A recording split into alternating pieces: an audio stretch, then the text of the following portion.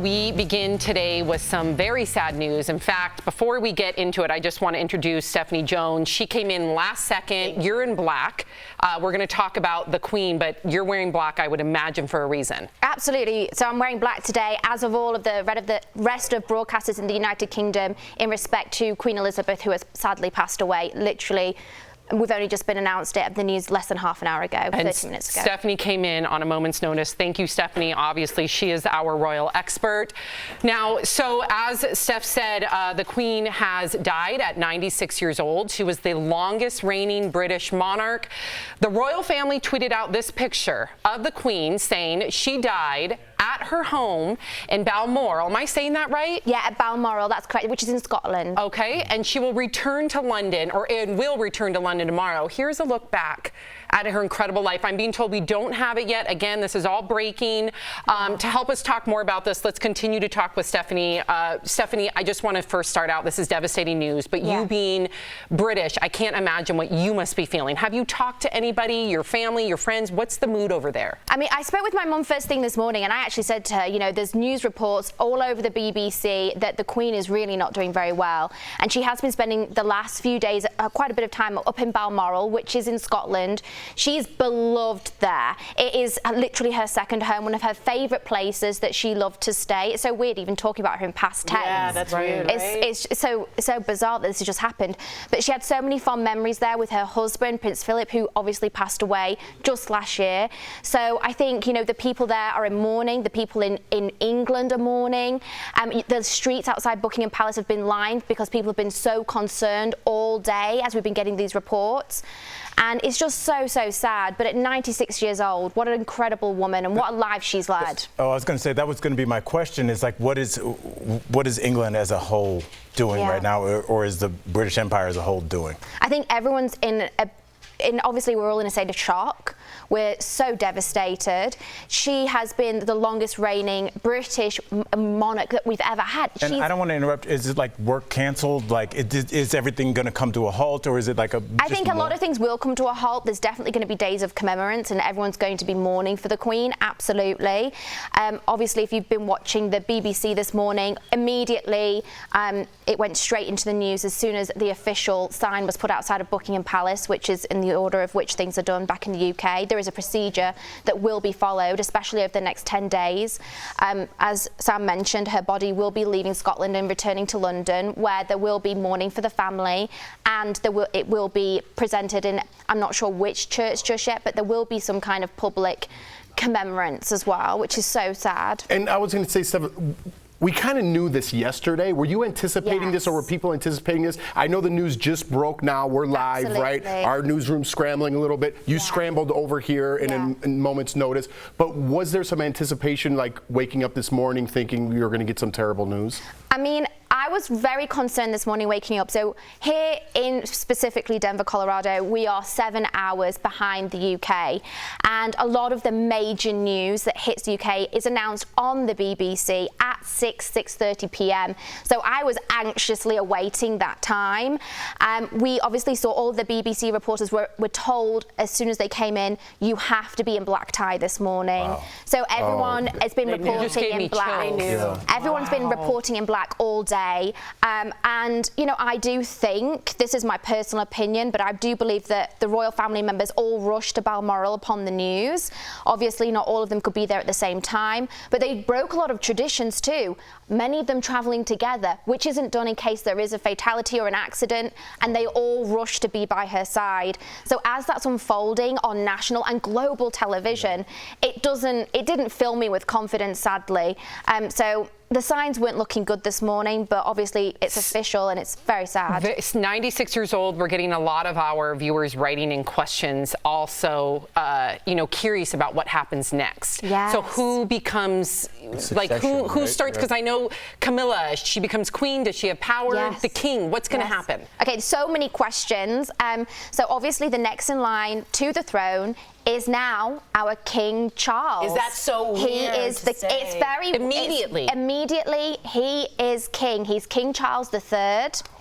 And his wife Camilla will be the Queen Consort. So she is his, I don't want to say second in command, but she will be involved in everything that he does. She doesn't have the same political or military power that he does, unless something happens and she's asked to represent him. But naturally, day to day, she doesn't hold that power. But yes, we do have a new king, King Charles III. That's official as of now. Like, it's kind of like America, if something, God forbid, happened to the president, the vice president is sworn in immediately. Is there a ceremony like that they do, that he's sworn in, and then have an official ceremony like when he gets actually crowned? Is Absolutely. That really? Charles will be crowned king. That will happen in about 3 months' time. So obviously we need to mourn this news. We need to process what's happening. We definitely need that next in lead, the next in command, which is Charles. But there will be a period of 10 days of mourning, and then also following that, it will be the lead up to Charles' coronation. Now, let's remember that the Queen herself, Elizabeth, she broke tradition and rules, and she allowed the British Broadcasting Company in when it was her coronation. For the very first time, For the very first time. So that's when we really got a glimpse inside the royal family. So I think that Charles will live up to that tradition, and I think he will welcome in that too. And I think the people, we're going to need that. She is such an icon. She's the legend. She's the moment, which is true. She's wonderful. She's lived through some incredibly hard times, harder than most of our generations will ever witness. World War II she led us through with Winston Churchill. COVID, losing her husband. There's been so many huge milestones that will be in history, that she has been our leader and our backbone of the United Kingdom. Steph, we appreciate you coming here again, as Jeff said, in a moment's notice. We do have that package that I mentioned earlier, so we can all remember her life as we go to break. And again, we are so sorry, Steph. Thank you.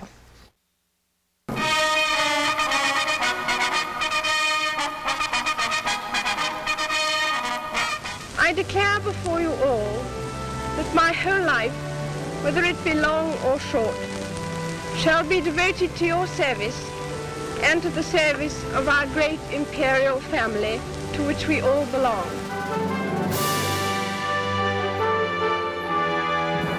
I pray that the blessing of Almighty God may rest upon your counsels.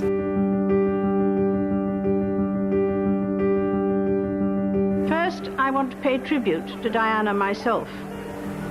She was an exceptional and gifted human being. In good times and bad, she never lost her capacity to smile and laugh, nor to inspire others with her warmth and kindness. But it is my hope that when judged by future generations, our sincerity, our willingness to take a lead, and our determination to do the right thing will stand the test of time.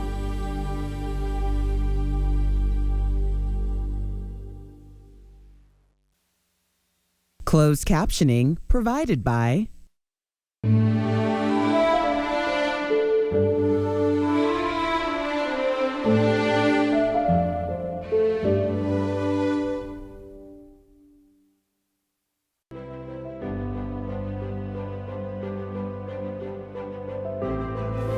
Welcome to DBL. If you are just joining us now, we have some sad news to report. Queen Elizabeth II has passed away at the age of 96. She was, of course, the longest reigning monarch, spending 71 years as queen. Now, I want to introduce, though, Stephanie Jones. She's here with us. Stephanie, of course, is our royal expert.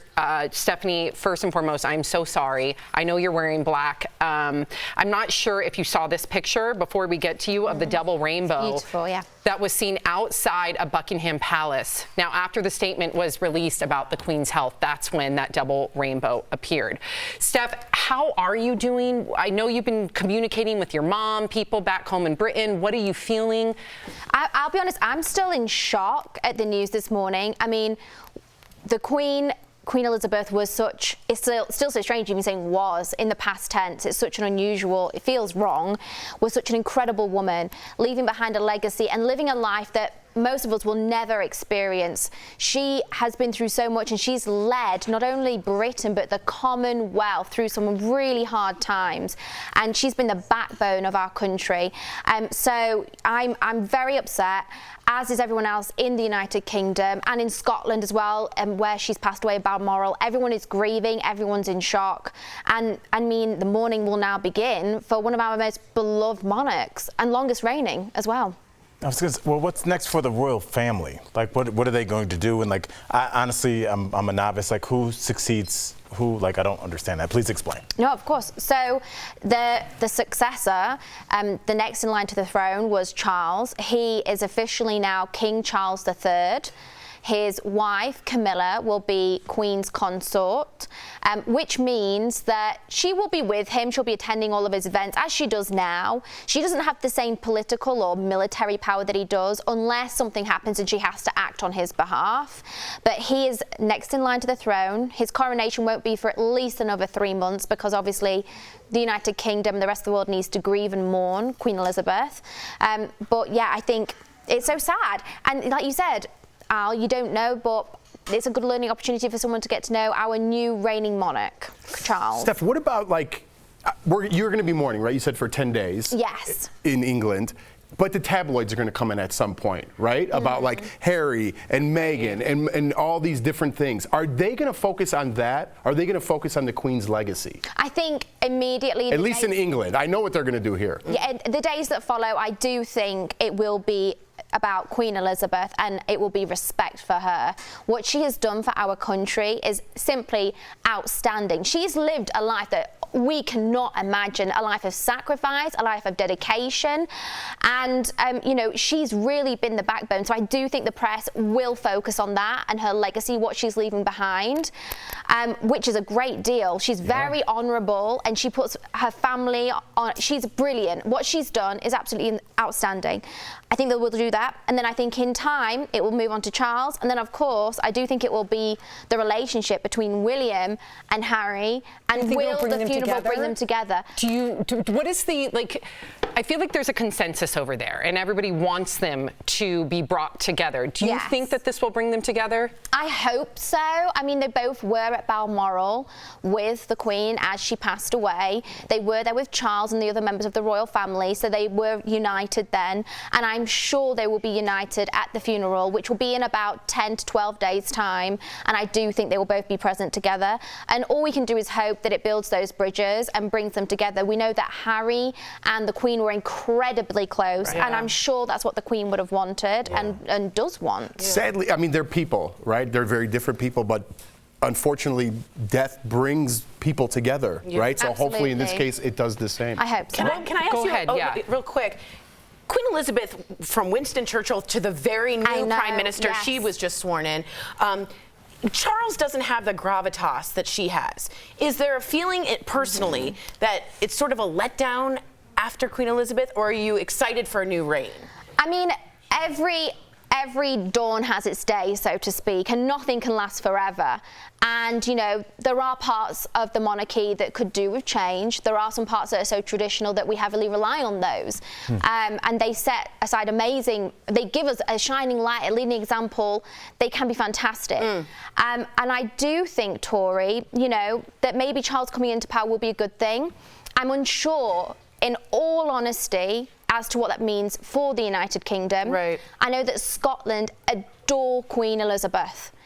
Shortly, not so long ago, they actually had a referendum, are they going to stay in the United Kingdom? And they chose yes, because they loved Queen Elizabeth so much. That's right. I'm unsure what that means moving forward. Are you worried that that will change now? And then I just have a follow-up question to Tori's. Is there a chance, and again, I'm novice just like Al is when it comes to the monarchy, but is there a chance that Charles, because he's 73 years old, would step down and pass it to William, or no? I think this is a moment that Charles has been waiting for and working towards his entire life. He knows his responsibilities. That's why he married Diana. I honestly think he knows his responsibilities, where his place stands, and I think he's put his own life aside many times in order to fulfill that role. Doesn't mean that we can all agree with it, but he has put his duty first and foremost, just like his mother.